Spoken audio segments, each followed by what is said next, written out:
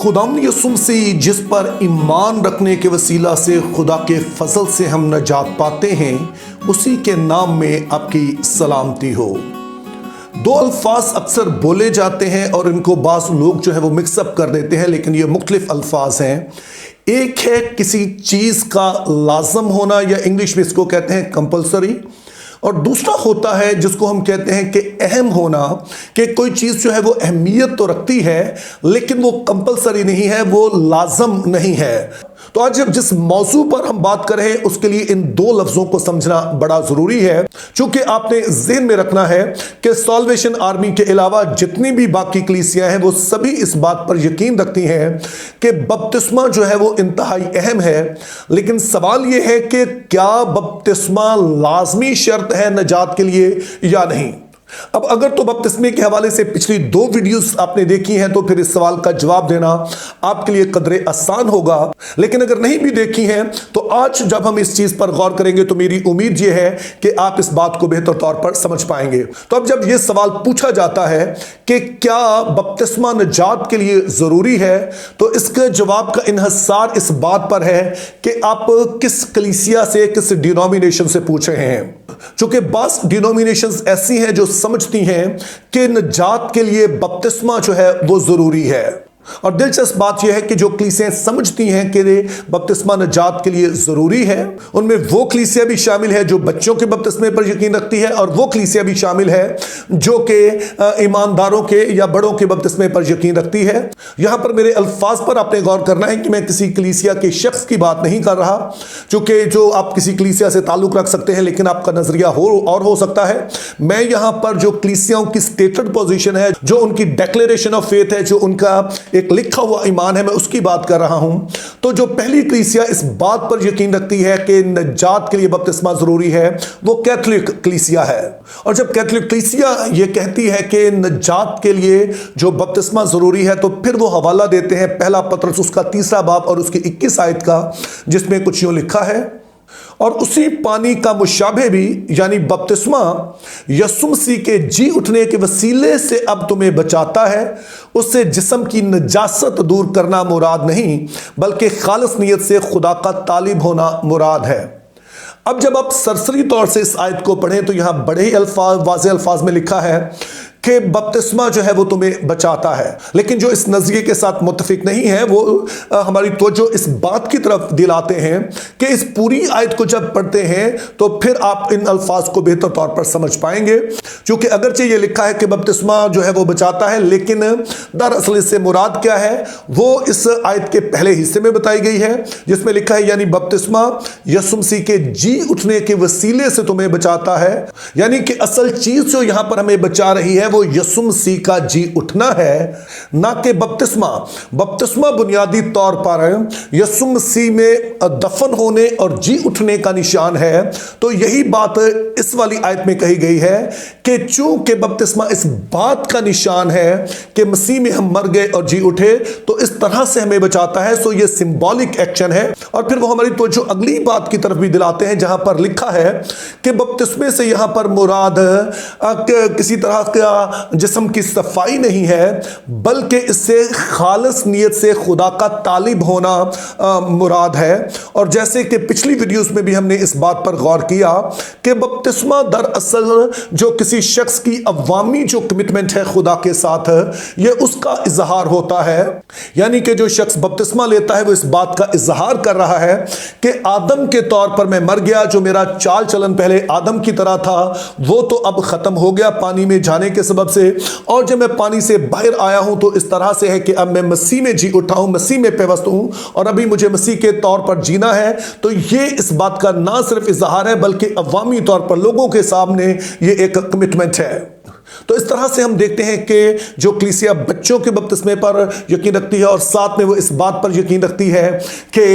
इसके वसीले से जो है वो नजात मिलती है, वो इस आयत का इस्तेमाल करते हैं। लेकिन जब इस आयत को पूरा पढ़ें तो ये बात वाज़ेह है कि बपतिस्मा यहां पर भी एक सिंबॉलिक एक्शन के तौर पर पेश किया गया है और ये इतनी मजबूत दलील नहीं लगती है। इसके अलावा एक और डिनोमिनेशन है जो कि चर्च ऑफ क्राइस्ट के नाम से जानी जाती है, और ये यकीन रखते हैं कि ईमानदार लोगों को बपतिस्मा देना चाहिए, यानी कि जब कोई शख्स मसीह पर ईमान ले आता है। लेकिन इनका भी कहना है कि ईमान लाना एक बात है, लेकिन साथ में जब हम बपतिस्मा लेते हैं तो तभी हम नजात पाते हैं। और उसके लिए जो वो आयत पेश करते हैं वो मरकस की अंजील उसका 16वां बाब और उसकी 16वीं आयत है, जिसमें कुछ यूं लिखा है, जो ईमान लाए और बपतिस्मा ले वो नजात पाएगा, और जो ईमान ना लाए वो मुजरिम ठहराया जाएगा। और अब फिर से हम देखते हैं कि जब सरसरी तौर पर इस आयत को पढ़ा जाए तो यहां पर लगता है कि नजात प्लस बपतिस्मा जो है वो किसी को नजात बख्शता है। लेकिन जाहिर है कि जो इस नजरिए के साथ मुत्तफिक नहीं है वो कहते हैं कि जब पूरी आयत पढ़ते हैं तो फिर से वही बात हमें यहां पर नजर आती है कि अगरचे के पहले वाले हिस्से में बताया गया कि जो कोई शख्स ईमान लाता है उसे चाहिए कि वो बपतिस्मा ले और वो नजात पाएगा, लेकिन दूसरे हिस्से में सिर्फ ईमान का जिक्र किया गया है कि अगर कोई शख्स ईमान नहीं लाता है तो वो मुजरिम ठहरेगा। इस वाले हिस्से में यह नहीं कहा गया है कि अगर कोई शख्स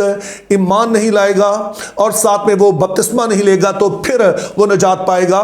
और इसकी एक मिसाल इस तरह से दी जाती है कि अगर किसी शख्स ने किसी खातून के साथ अज़दवाजी ताल्लुक कायम करना हो तो उसका एक जो म्यारी तरीका है वो ये है कि वो उस खातून के साथ निकाह करता है और उसे ब्याह कर अपने घर ले आता है। तो इस तरह से वो मियाँ और बीवी के तौर पर रह सकते हैं और अज़दवाजी ताल्लुक कायम कर सकते हैं।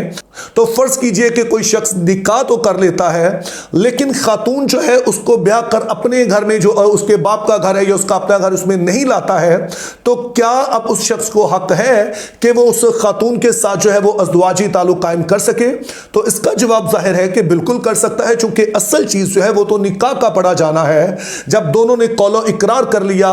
खुदा के सामने, घर वालों के सामने, तो अब वो जो है वो मियाँ बीवी है, तो अब जाहिर है कि उसके पास ये राइट है, और चाहे वो घर में लेकर आए या ना लेकर आए, कहीं पर भी लेके जाए, इसका मतलब है कि वो अज़दवाजी ताल्लुक कायम कर सकता है। लेकिन आमतौर पे जो हम देखते हैं कि जब निकाह होता है तो उसके बाद दुल्हा दुल्हन को अपने घर ले आता है, तो घर ले आना ये एक अज़ाफ़ी बात है। ये इस बात की शर्त नहीं है कि किसी को अपनी बीवी बनाने के लिए लाजम है कि उसे घर में लाया ही जाए, बल्कि निकाह का होना जो है ये लाजम है। तो इस तरह से इस वाली आयत में जो इंपॉर्टेंट है वो ईमान लाना है, और इसीलिए दूसरे हिस्से में इसको वाज़े किया गया कि ईमान ना लाने वाला मुजरिम ठहरेगा। जब जो शख्स ईमान ले आता है लेकिन किसी वजह से वो बपतिस्मा नहीं ले पाता है तो उसके बारे में नहीं कहा गया है कि वो मुजरिम ठहरेगा।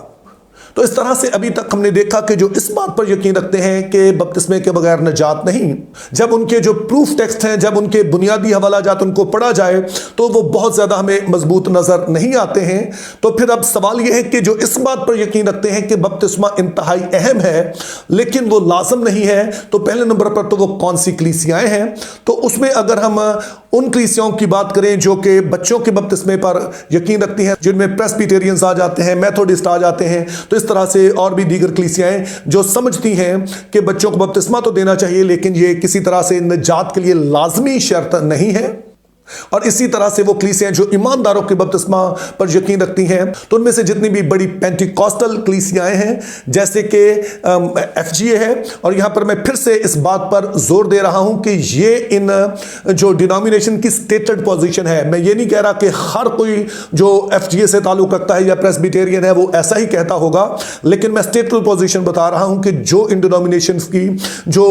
एक तालीम है, जो उनकी मिशन के मुताबिक लिखी हुई तालीम है, वो यही है। और इसी तरह से बैप्टिस्ट हैं, वो भी यकीन रखते हैं कि बपतिस्मा अगरचे के इंतहाई अहम है लेकिन ये लाजम नहीं है। तो फिर सवाल यह है कि ये किस बुनियाद पर ये बात कहते हैं? तो उसके लिए नए अहदनामा में बहुत सारे हवाला जात हैं। यहां पर वाज़े तौर पर कहा गया कि नजात जो है वो सिर्फ मसीह पर ईमान लाने के वसीले से है, ना कि बपतिस्मे के साथ कोई भी और अमल किया जाए तो उसके सबब से है। और इसके लिए कई आयात जो है नए अहदनामा की, बार बार आयात को आप पढ़ेंगे और मुक़द्दस पौलुस रसूल इस पर बार बार जोर देते हैं कि जो ईमान है दरअसल वो एक जो है वो लाजमी शर्त है। बपतिस्मा अगरचे के अहम है, इसकी अपनी अहमियत है, लेकिन जो लाजमी शर्त है वो ईमान लाना है। और उसके लिए जो एक प्रूफ टेक्स्ट के तौर पर इस्तेमाल किया जाता है वो इफसियों के नाम पौलुस रसूल का खत, उसका 2 बाब और उसकी 8वीं आयत है, जो बड़ी ही मशहूर है। क्योंकि तुमको ईमान के वसीले से फजल से ही नजात मिली है, और यह तुम्हारी तरफ से नहीं बल्कि खुदा की बख्शिश है, और ना तुम्हारे अमाल के सबब से है, ताकि कोई फख्र ना करे। अब ये आयत वाज़ेह तौर पर बताती है कि नजात जो है वो खुदा की एक बख्शिश है, और वो सिर्फ एक उसकी बुनियादी शर्त है, और वो है ईमान लाना। और कोई भी और अमल जो है वो इस नजात के हसूल के लिए लाजम करार नहीं दिया गया है।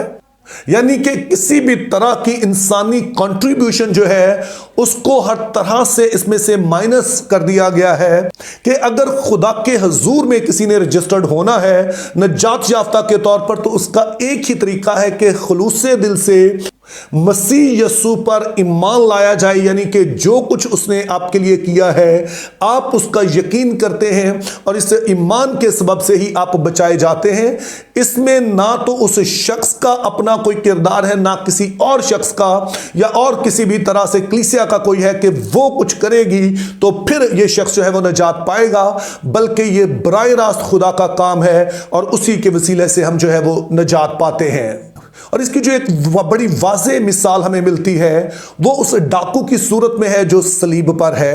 वहां पर हम देखते हैं कि वो डाकू सिर्फ मसीह पर ईमान लाने के वसीला से ही नजात पा जाता है। यीशु मसीह उससे कहते हैं कि तू आज ही मेरे साथ फिरदौस में होगा। तो इस तरह से मैं दिलेरी से कह सकता हूं कि नजात सिर्फ ईमान के वसीले से है। नजात के लिए जो बात कंपलसरी है वो ईमान है, ताहम बपतिस्मा जो है वो अहम है लेकिन कंपलसरी नहीं है। Think biblically, live purposefully, have a very good day.